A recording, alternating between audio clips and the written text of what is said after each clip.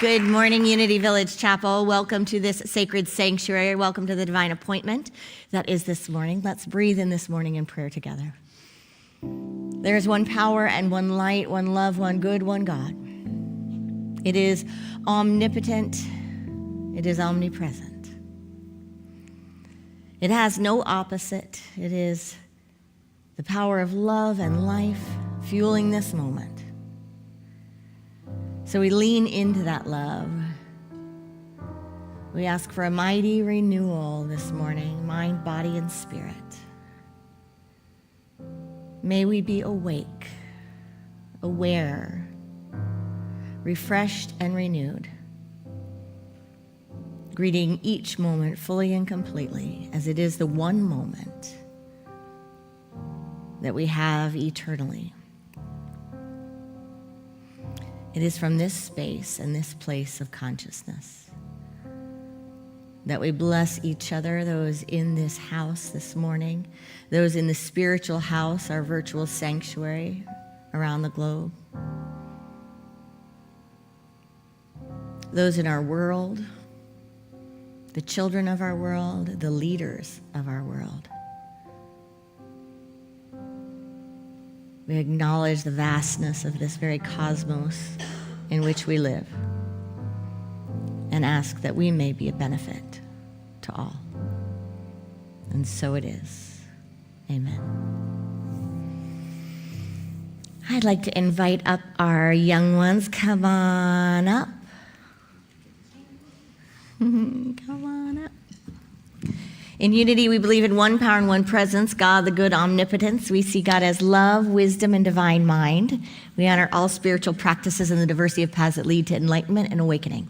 We believe that we're born blessed, and through meditation, affirmation, and prayer, we remember this truth. Through the law of mind action, that we create harmony and unity in our lives and in our world. So let's bless our young ones today.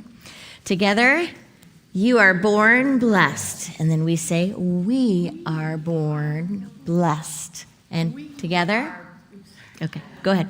We are born blessed. And you are here to be a blessing. Together? You are here to be a blessing. And then you guys say, we are here to be a blessing. Together? We are here to be a blessing. It's that kind of morning, isn't it? All right, let's put a lot of love in our hands together. We love you, we bless you, and we appreciate you just the way you are. And so it is. You can tell Aisha. This little light of mine, I'm gonna let it shine. Don't you know? This little light of mine, I'm gonna let it shine. This little light of mine, I'm gonna let it shine, let it shine, let it shine, let it shine.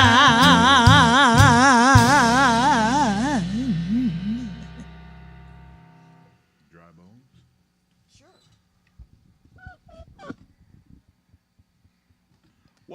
I saw hand clapping. You can hand clap on this one too. Two. A 1, 2, 3.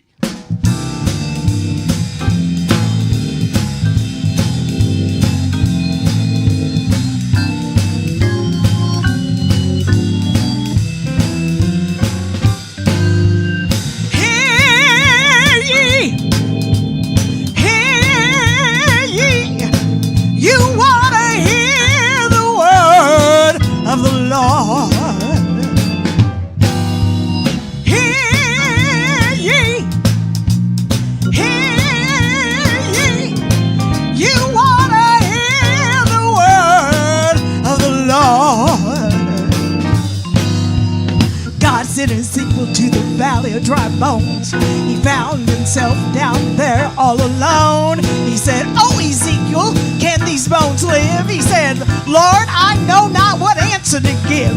Oh, son of man, prophesies. I tell you that was when his work began. Hear ye, hear ye. You are Lord.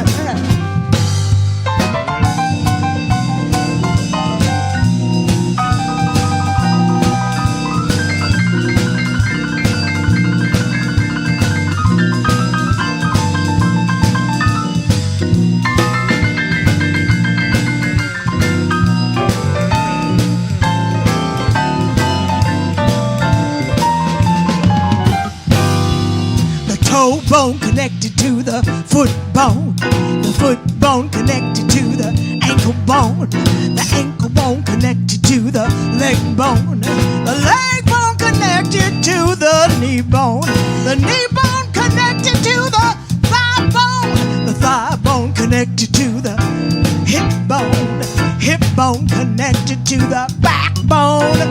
Backbone connected to the shoulder bone. Shoulder bone connected to the neck bone. Neck bone connected to the head bone. You wanna hear ye. You wanna hear the word of the Lord. One more time. Hear ye. You wanna hear ye. You wanna hear the word of the Lord.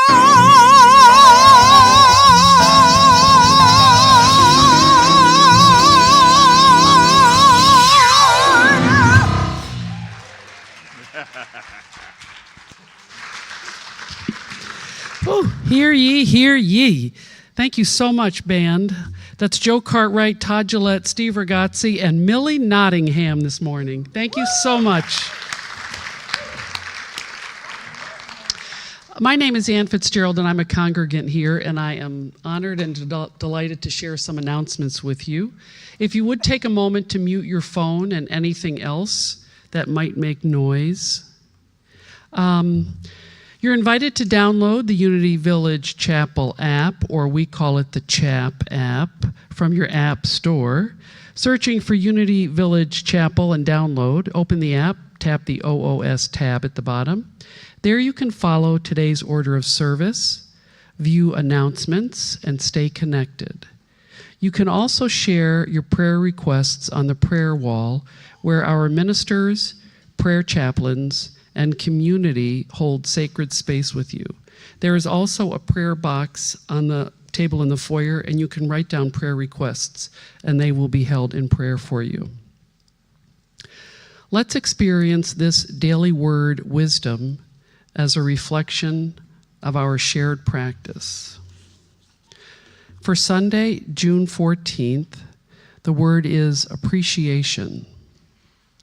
I express appreciation for my many blessings. It has been said that what I appreciate appreciates. The more I give thanks for what I have, the more blessings I will discover. Practicing gratitude in all circumstances helps me realize how abundantly blessed I am. When I remember all the good that God is, more good is revealed to me. Taking a breath, I give thanks for life. Opening my eyes, I give thanks for the clarity of spiritual vision. Listening deeply, I give thanks for divine wisdom. With each bite of food, every sip of water, I feel grateful for my body and physical senses. There is so much to appreciate, from the small everyday things to life's most grand events. Giving thanks with my whole heart brings me joy. I practice appreciation for all that I am, all that I have, and all that I do. From Psalm 9:1, I will give thanks to the Lord with my whole heart. I will tell of all your wonderful deeds.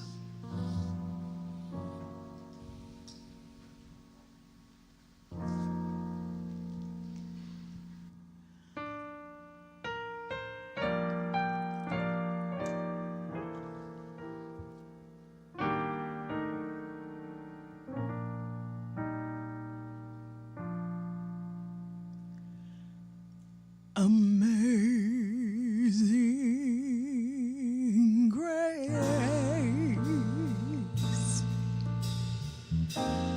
shall always be my song of praise, for it was grace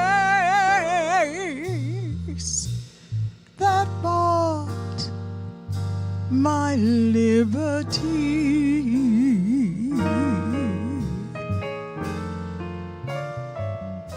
I do not know just why he came to love me so. He looked beyond my fault and saw my need.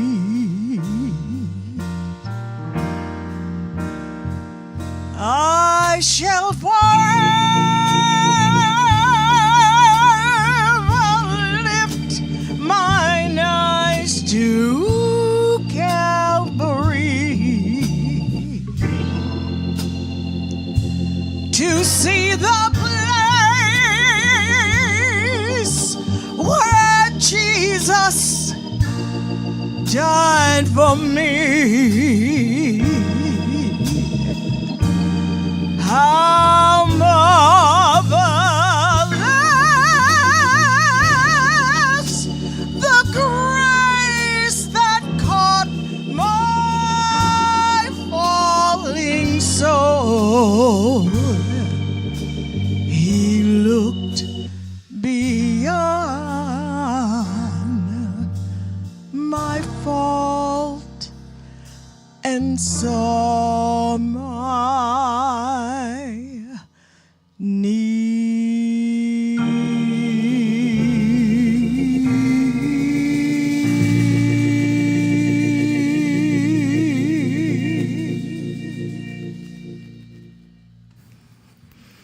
Thank you, Millie Edward.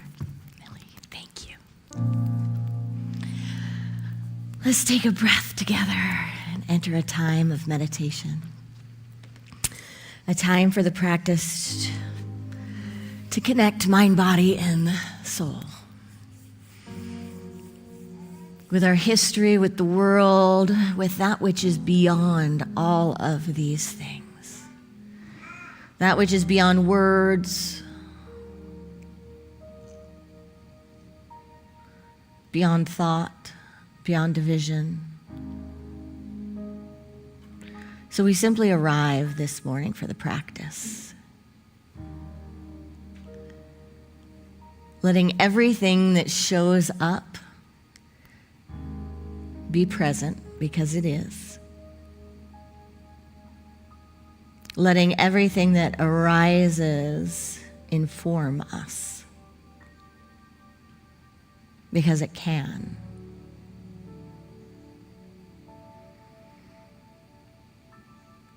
So we notice what we feel and what we think. Lightly with mindfulness, we simply acknowledge and make note as we connect with the breath.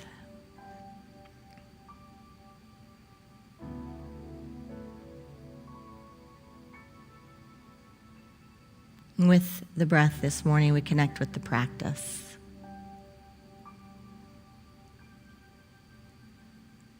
The practice of simple awareness. Awareness of the body and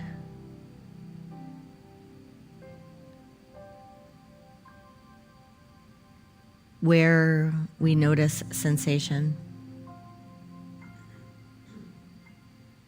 Awareness of the mind.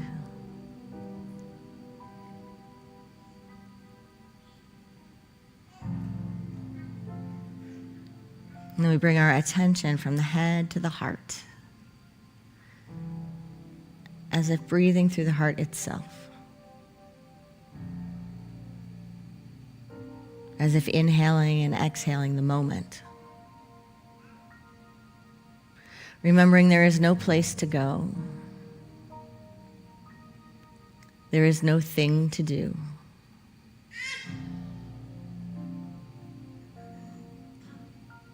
We simply become present.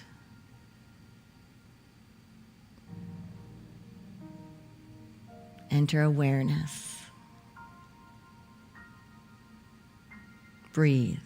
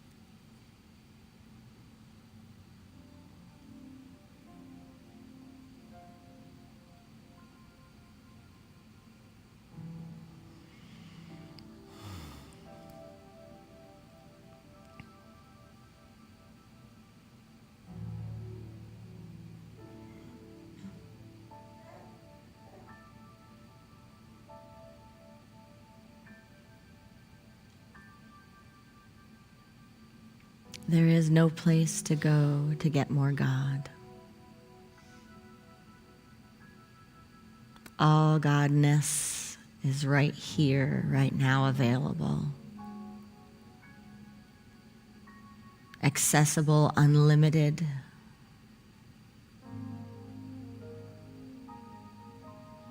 Abundant.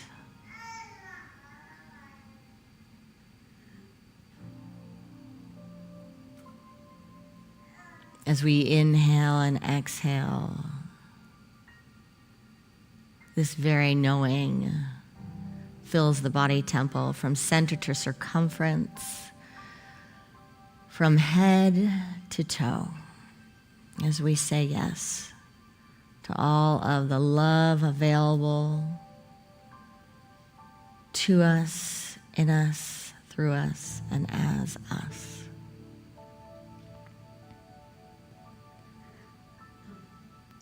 By the power of this practice, may all beings have freedom from suffering and the causes of suffering.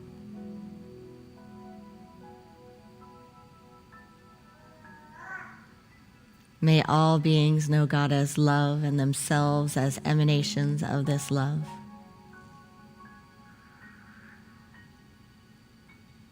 May all beings know that we are born blessed and here to be a blessing.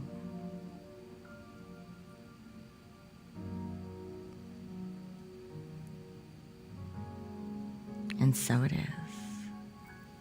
Namaste.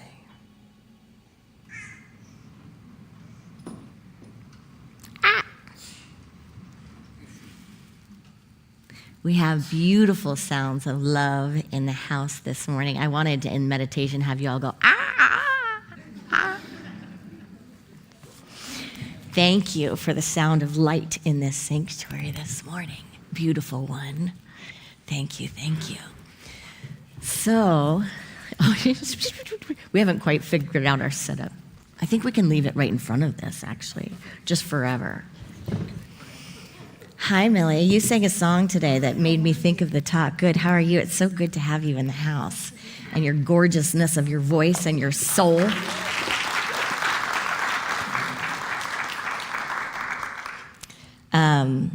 I was thinking about our Charles Fillmore and metaphysics of Calvary, because today we're going to talk about something that is always just beneath the surface. But, you know, that song reminded me of, kind of the horrors of the human condition, right? What the human condition can do, right? It can crucify love on Calvary. The human condition can be such that it can take perfect love and perfect beauty and perfect generosity and perfect Christed awakened consciousness, and it can bring it down. It can tear it up, right? Like a tornado rolling through. I didn't get to check the news. Is everybody okay? I didn't get to check the news this morning. How'd we do? If you live here. We did, it looks like we all did okay, unless we'll check the news after. But we'll hold in prayer anyone that might have been affected by the tornadoes. But sometimes we have a tornado inside of us, don't we?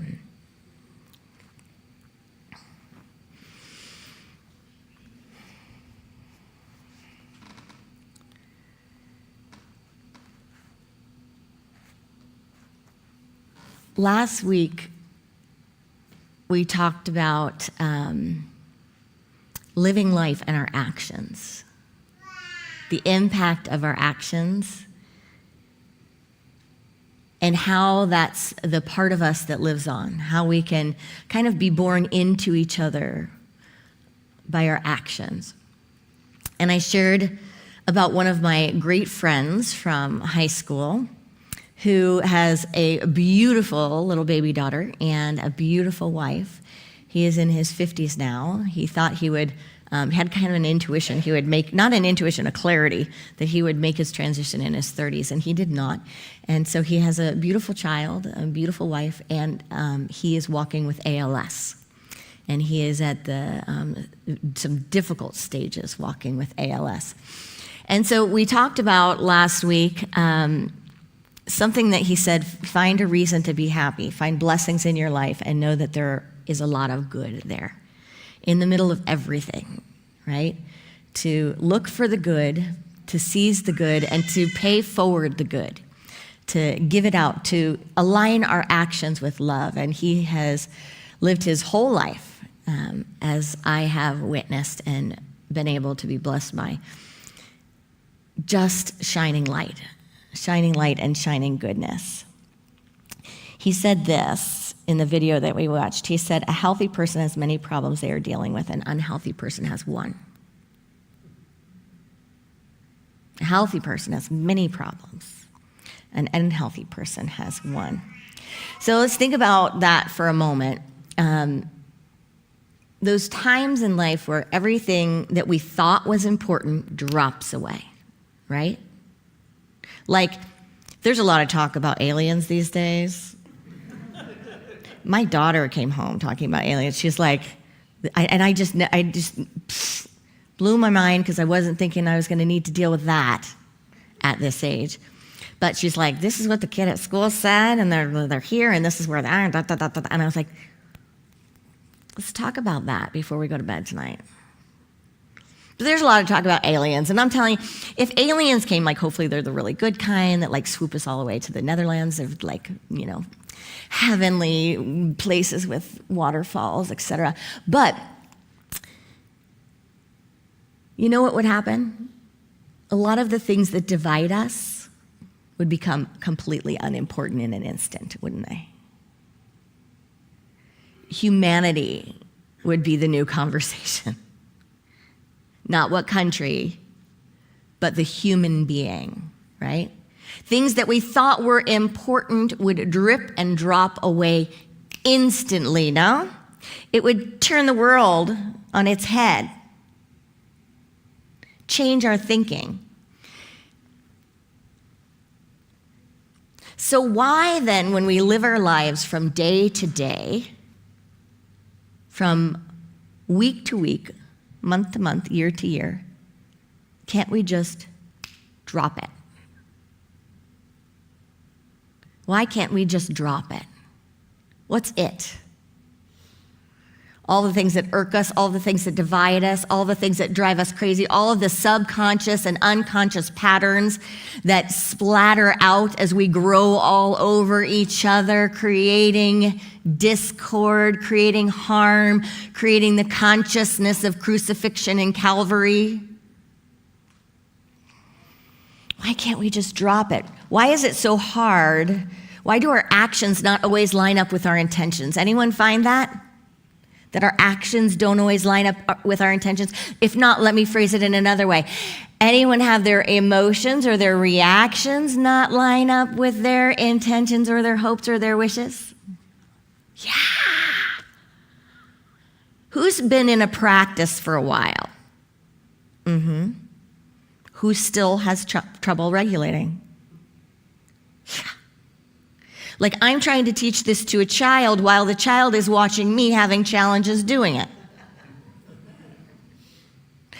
I was talking with a therapist the other day, and she was saying, not my therapist, but a friend that's a therapist, which if you have a friend that's a therapist, that they're your therapist, she said there's a joke about being friends with a therapist. You don't really want to be with a therapist as a friend because they'll tell you everything, all your stuff. There's like, they get to say everything to you that they don't say to the clients. So I was having this conversation with my therapist friend, and she was sharing a story she shared with me before. And it's a story about an emotional reaction that she had that was very different. So she had done a lot of process work on emotionally regulating, on tuning in to what's underneath, tuning into the tornadoes that come up when she gets triggered. And she was with a family member, and the family member said something. And normally, she said, at any year in the past, she would have just exploded. The tornado would have just took them all for a run. And instead, something was said. She took a breath, and she felt it in her body, and she went to her awareness. And instead of reacting, there was just a moment of silence. Discomfort. And they all sat in the discomfort for a little while. And then she allowed a question to arise, and it was just direct. Something like, how are you intending that I feel when hearing that? What's your intention in sharing that with me?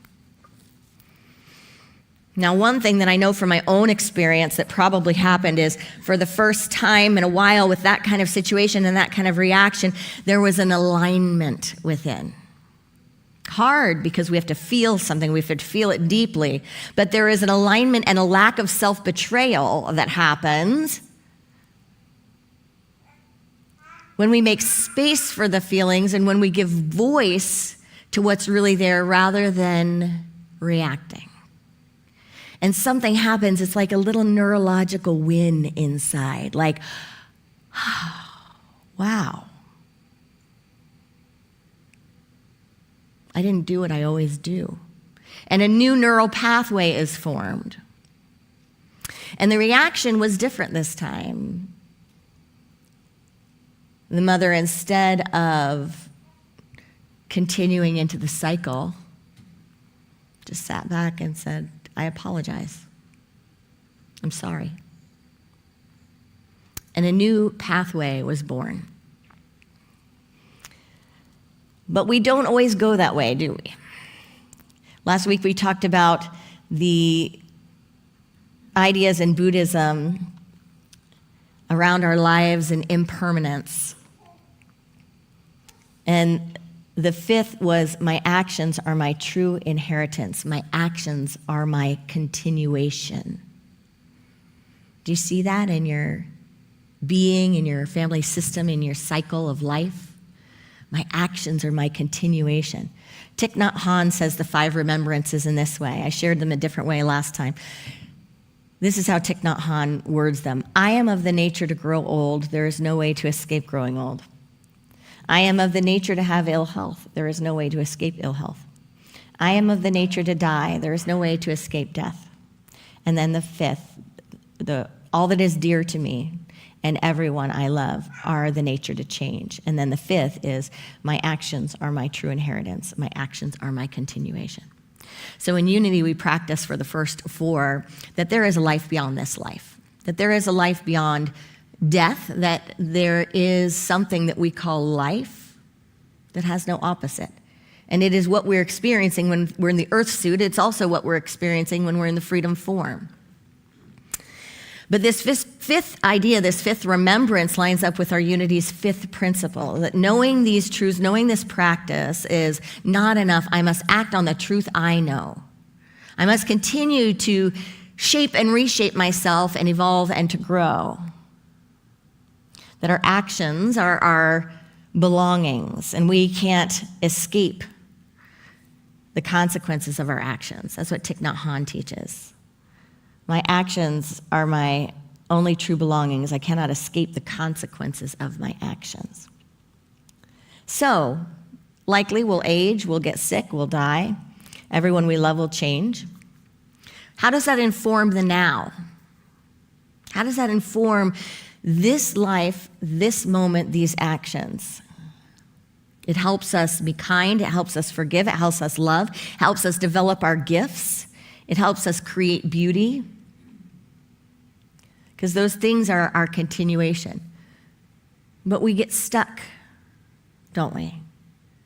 We get stuck and we get out of alignment. Sometimes we say to ourselves or someone else when we see behaviors, we say, who does that? Right? Who does that? What is going on with that person? What's going on with me? What are they wanting me to get from that? How are you intending that I feel after hearing that, seeing that, experiencing that? But we're not always so direct, are we? There are things, Richard Rohr says, hidden in the unconscious that have a lasting effect. So part of the practice is to dive into the unconscious, to look at the cycles. The cycles in the unconscious mind of an individual are similar to the cycles in the collective conscious, aren't they? If you really think about it, why would we be doing what we're doing on the planet? Like, how have we not learned about war by now? How have we not learned about collective crucifixion by now?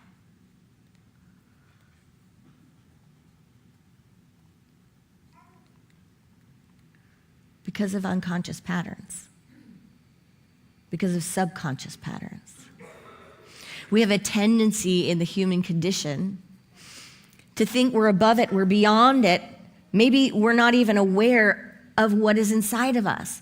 Like, how many of us are aware, and you don't have to raise your hand, but aware that there's rage inside, that there's anger inside? If you're not, have you ever had it spit out at anything? Ever had anything that the reaction didn't match the action?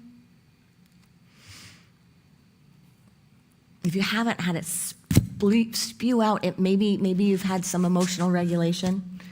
Maybe you've done a lot of practice with that. Yeah. For those of you online, we have a gorgeous baby in the house helping with the sermon today. Yeah, it's there, it's under, there's a lot that's underneath.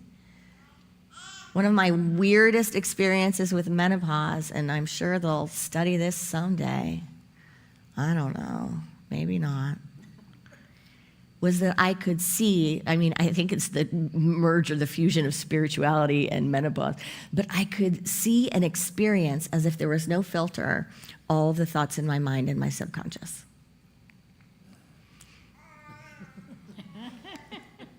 And it is an ugly place.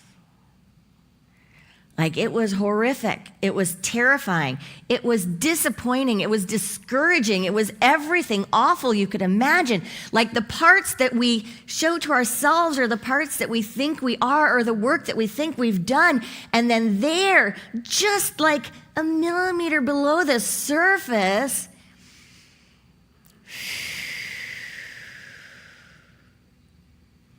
every insecurity, every fear, every bit of self-loathing.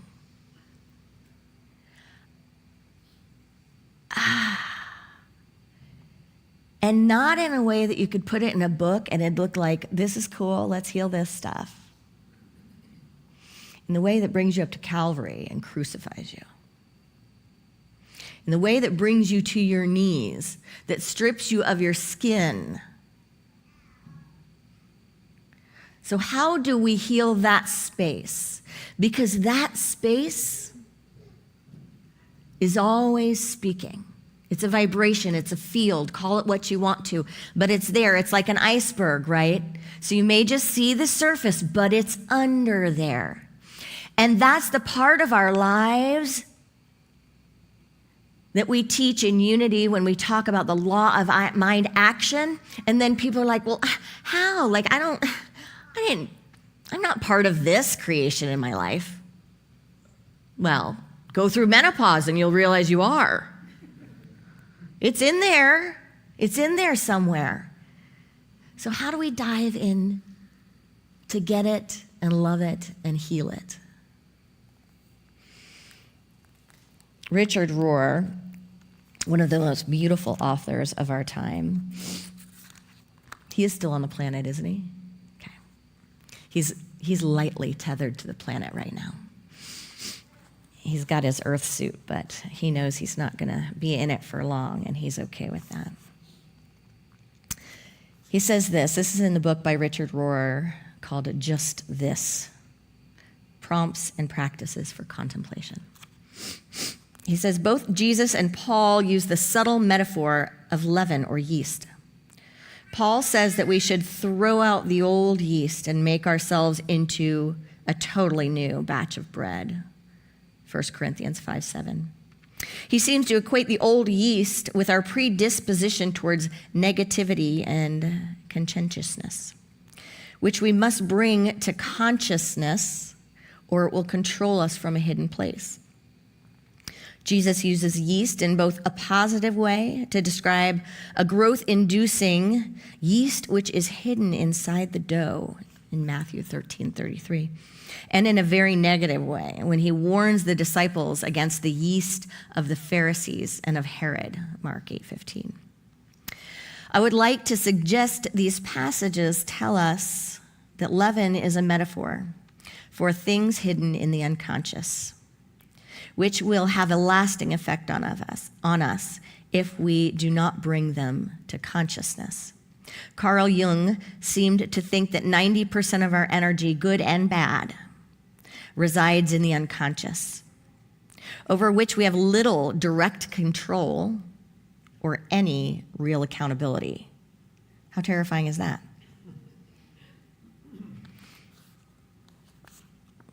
If we do not discover a prayer practice that invades our unconscious and reveals what is hidden, we will actually change very little over our lifetime. Prayer cannot be too rational, social, verbal, linear, or transactional. It must be more mysterious, inner, dialogical, repetitive, pervasive. Silence, symbol, poetry, music, and sacrament are much more helpful than mere words.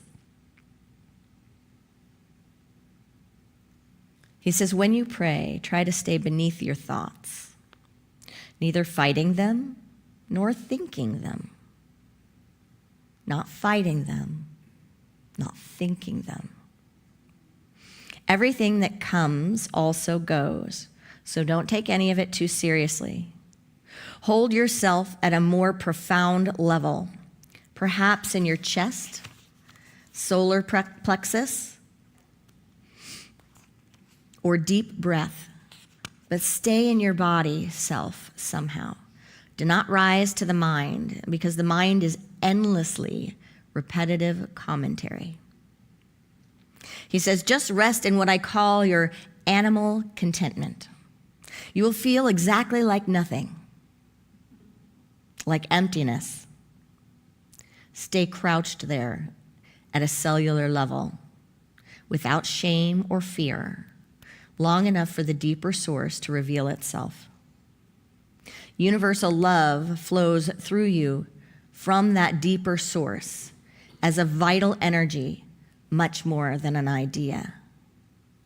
He goes on to say, because most people still think of God as an object separate from themselves, they naturally try to please God or inform God or even use God. You cannot think God. God is never an object like any other object of consciousness. In fact, God refuses to be objectified, which is why there are so many atheists and agnostics who basically try too hard. God is always and forever the subject, knowing in you, through you, with you, and yes, as you. You can only know God subject to subject and center to center. And the initiative is always from God's side. There is no other way to know God or to be known by God.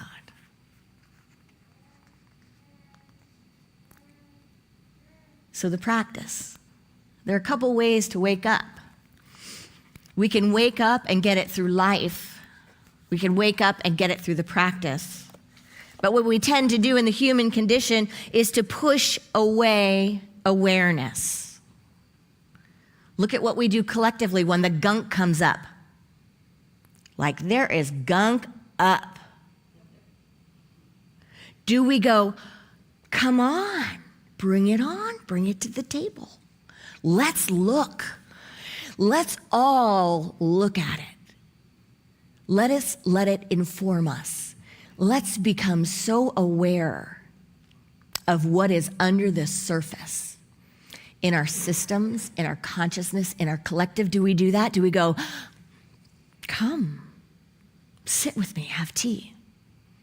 Or do we go, hell no, get back under there. Get back in there, put it away, put the lid on it, shush, don't talk about it.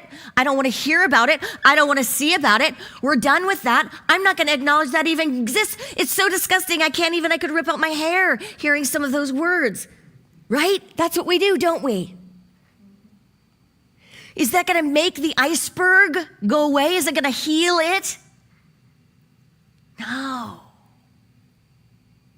It's not. We need to greet it from the Christ nature. The nature demonstrated in saints and sages throughout time, the nature demonstrated in Jesus the Christ, and the nature demonstrated when the collective awakens to the truth of the human condition and the truth of the spiritual condition. I want to share this clip. This is from another beloved that went to my high school. Actually, my principal at my elementary school is this man's dad. Well, was this man's dad. He's not with us anymore, I think. Well, you know, May is Bladder Cancer Awareness Month, and I'd like to do my part. Ta-da. Yeah, it turns out I've had a crash course. You know, it ain't good when they give you the owner's manual. This is a container, a folder with all of my biopsies and pathologies and treatments, and it's getting thicker by the day. I was first diagnosed last October, and since then I've had a series of surgeries and chemotherapies and immunotherapies, and all of this while I've been on the air. So I'm sharing with you today because the truth is there are going to be times I could use your support.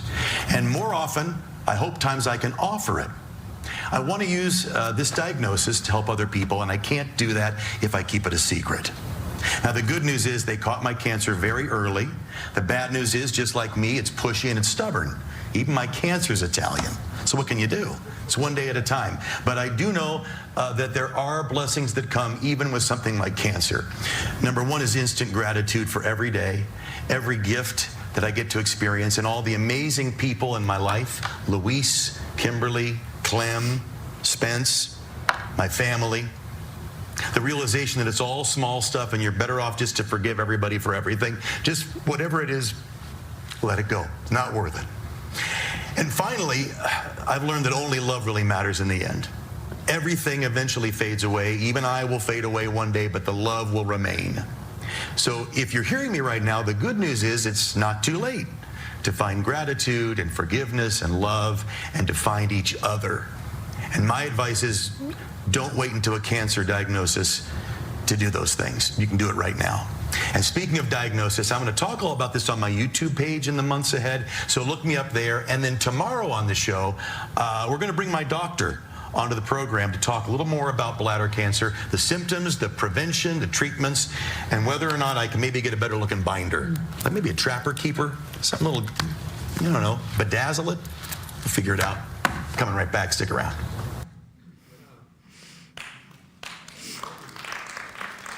Do you remember the name of your elementary school principal? Mine was Mr. Parenti. He was there the whole time, and that's his son.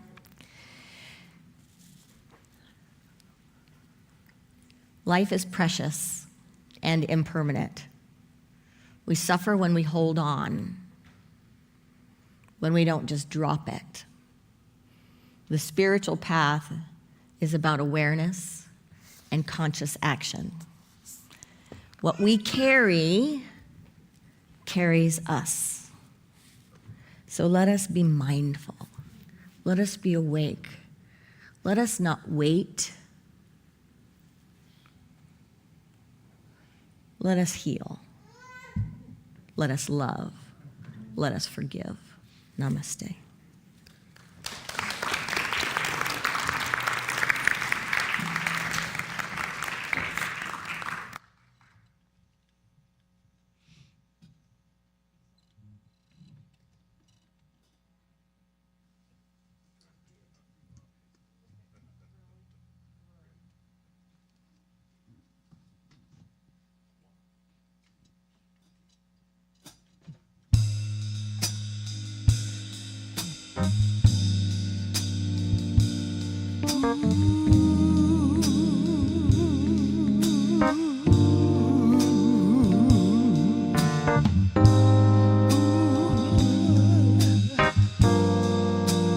Everything must change.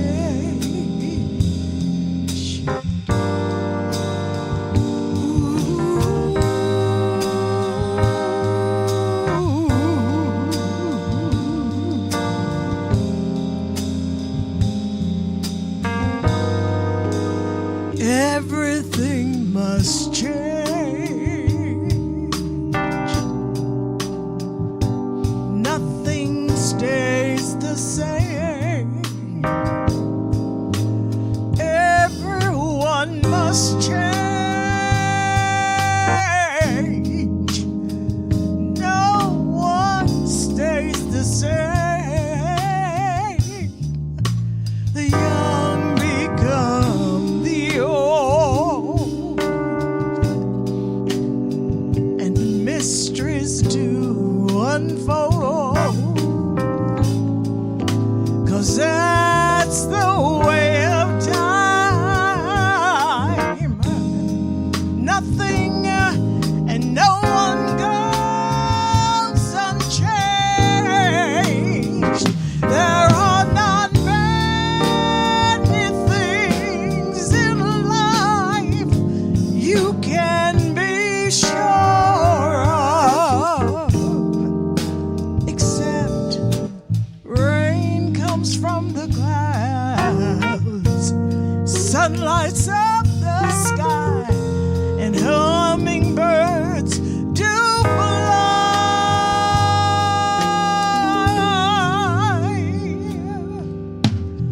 Winter turns to spring. A wounded heart will heal, but never much too soon. Everything must change. The young become the old. Mysteries do unfold. 'Cause that's the way of time. Nothing and no one goes unchanged.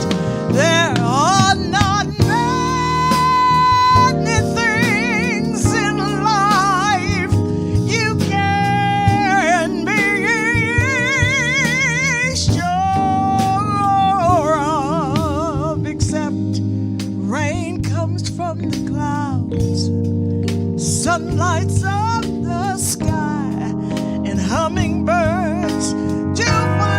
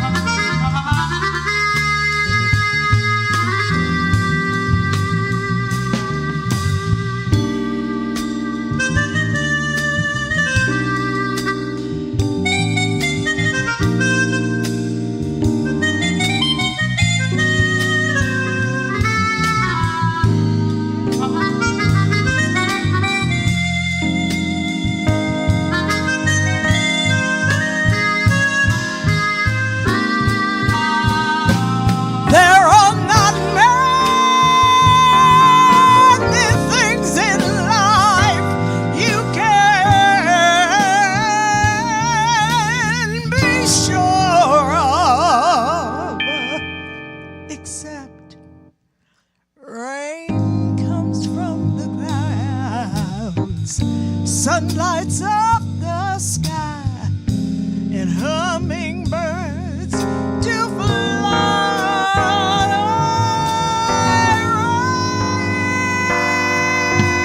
Rain comes from the clouds, sun lights up the sky, and hummingbirds do fly.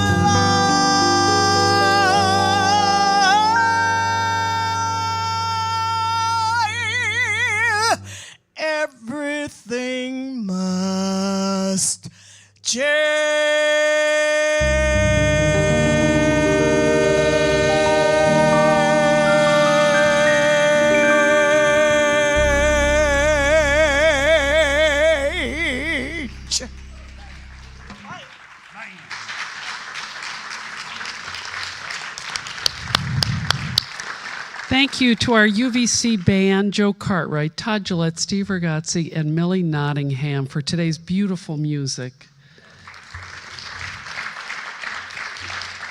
And thank you, Rev Erin, for reminding us and inviting us to be present and in our earthly suit to just listen and go within and be appreciative. There's a lot of announcements, so hang on. There's a lot happening. Summer's coming. Summer small groups are underway, and this is your final opportunity to join Summer Camp Mixer and Expressing Joy. You can sign up at the welcome table and on the website. This fall, our Adventures in Spirituality program is an 8-week journey with Mary O'Malley's book, What's in the Way is the Way. It's not about pretending to have it all together. It's about gently waking up to our real lives with awareness, honesty, and compassion. If you're longing for deeper connection and spiritual growth, we'd love for you to be a part of this series. The annual small group facilitator training is coming up, and there are 2 opportunities to participate. Wednesday, July 30th from 4:30 to 8:30 Central Time, and Saturday, July 11th from 9 to 1, virtually on Zoom. Upon completion, students will be qualified to facilitate Adventures in Spirituality fall groups and the other small group sessions in the spring and summer. Okay. So, you mean the small group facilitator training is the one? Okay. So, small group facilitator ministry.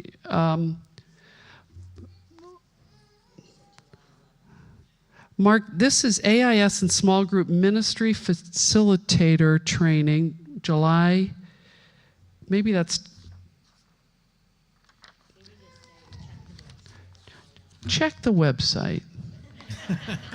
When in doubt, don't believe a word I said. It's just right. This is just a test to see if you're really paying attention. And Rev Erin is paying attention. So I'm going to mess around and just say this and take it for what it's worth. If you've been curious about Unity teachings or thinking about becoming, did I just say all that? And that was where we messed up? Okay. Thinking about becoming a member of Unity Village Chapel, sign up for the UVC Exploring Unity and membership classes, July 15, 22, and 29 from 6 to 8 p.m. Central Time. Those are Wednesday evenings. They're on Zoom. We'll get to know each other, explore Unity's history and teachings, learn more about UVC, and discover what it means to be a member. Super Salad Sundays returning to UVC. Sunday, June 28th, immediately following service, come enjoy fellowship with UVC friends and family, and enjoy tasty salad and other great food.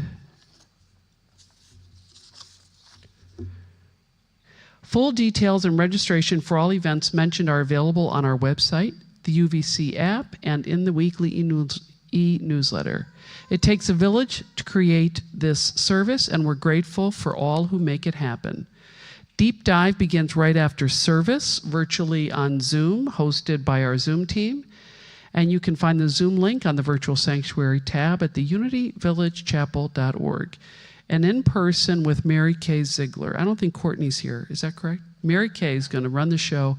Join in the conversation and deepen today's message. And now we move into the practice of generosity. We give not because it's transactional, but because generosity is a spiritual act. Giving keeps the current of life moving. As we give, we participate in creating life, in sustaining this spiritual home, and in practicing love together. Let's affirm together. Divine love, through us, blesses and multiplies all that I have, all that I give, and all that we receive. And so it is. As you leave, physical offerings may be placed in the baskets, and electronic giving is available at the welcome table. If you're visiting today and have a heart for supporting our Sunday service here at Unity Village, you're invited to join Five to Thrive with an ongoing gift of $5 weekly or monthly. And remember, you can always stay connected through our live stream. At the welcome table, there's daily words. You can purchase a music CD, and that's also where you can join those summer small groups that are still open. If you love thought-provoking films, inspiring documentaries, and meaningful stories, there's a sign-up sheet to be added to our movie meetup list. You'll receive occasional texts or emails when there are group movie outings, conscious film selections, or pop-up movie nights. It's a wonderful way to enjoy uplifting cinema and share the experience with friends. All right, we're going to give it up one more time for our musicians. And then we shall stand, sing the peace song, and recite the prayer for protection.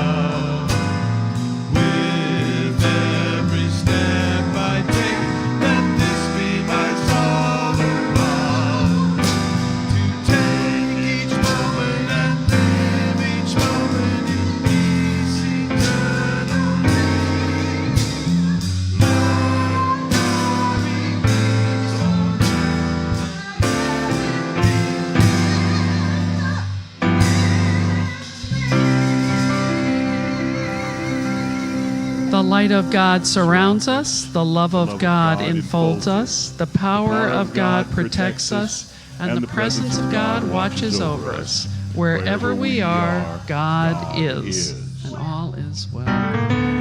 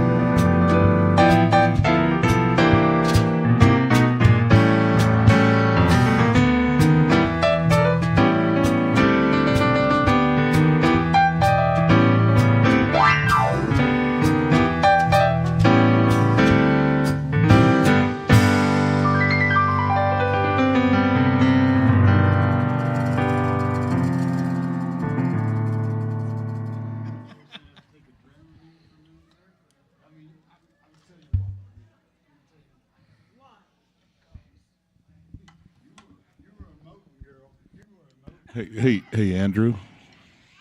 The monitor got bumped and it was buzzing. Did you hear that? And now my monitor doesn't work. Check.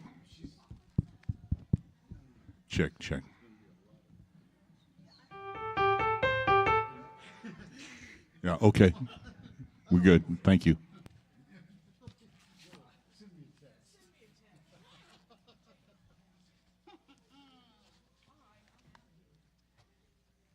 It's so good to see you.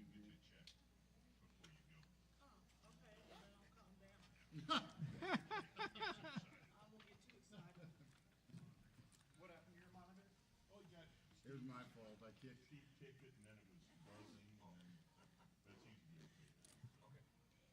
I told you to quit shaking the baby.